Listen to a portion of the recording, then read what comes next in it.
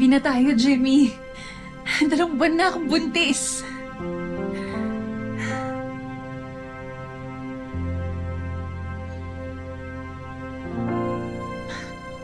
Bakit parang hindi ka masaya? Magkakababy na tayo. Kailangan pa bang itanong yan? TNT lang tayo dito sa Malaysia. Hindi nga tayo makauwi sa Pilipinas eh. Puro hirap at gutom yung inabot natin dito. Tapos anong gagawin natin dito? Paano natin palalaki ang anak natin? Ginusto naman natin pareho to eh. Oo, alam ko. Pero ganito nga yung sitwasyon natin. Hindi pa tayo handa maging magulang. Pero kailan ba tayo magiging handa?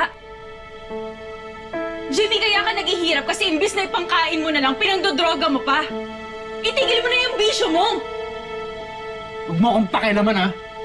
May pakialam ako sa'yo kasi mahal kita. Tinanggap kita ng buong buo pati ang kahinaan mo. Ang sabi mo sa akin noong titigil ka na. Titigil mo na yung pagdodroga mo, magbabago ka na. Pero palala ka lang ng palala. Kung di mo na ako kaya sigmurahin, kung sinusuka mo na ako, edi iwanan mo na ako!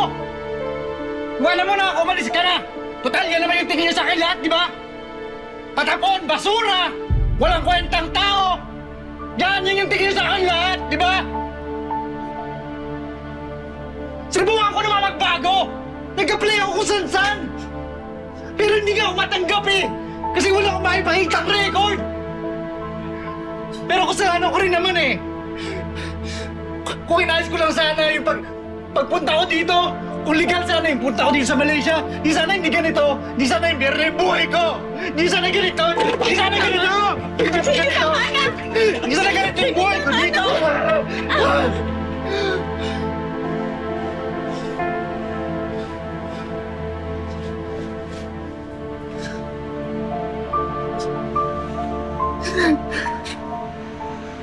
Dahil sa mga maling choices at desisyon sa buhay, tuluyan ang nalugmok si Jimmy.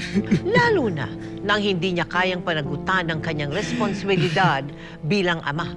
At nang isilang na ni Marivic ang baby nila, umabot sila sa isang napakasakit na desisyon.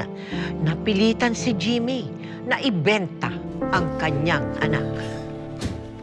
Napakasama ako! Binenta mo yung anak natin! Di ko siya binenta, pinampun ko lang siya para magkaroon siya ng magandang kinabukasan. Naririnig mo ba yung sarili mo? Huwag mo nang palabasin na isang malaking sakripisyo to para sa atin, Jimmy, kasi tayo yung nagkulang bilang mga magulang niya! Oo, alam ko! Alam ko! Kaya nga ganito yung sitwasyon natin, di ba? Oh, kahit nga pagkain, di natin kaya. Dahil yan sa pagdodroga mo!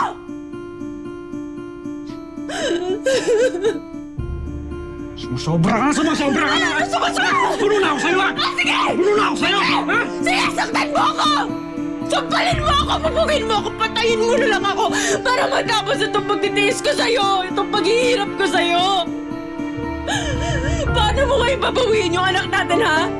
Paano mo babawiin kung patuloy ang pagsadsad mo? Sobra ka na! Jimmy, ikaw pa ba yan? Ikaw pa ba yung lalaking minahal ko? Ano mo nagawa sa akin to? Paano mo nagawa to sa anak natin? Wala kang kasing sama! Wala kang kasing sama!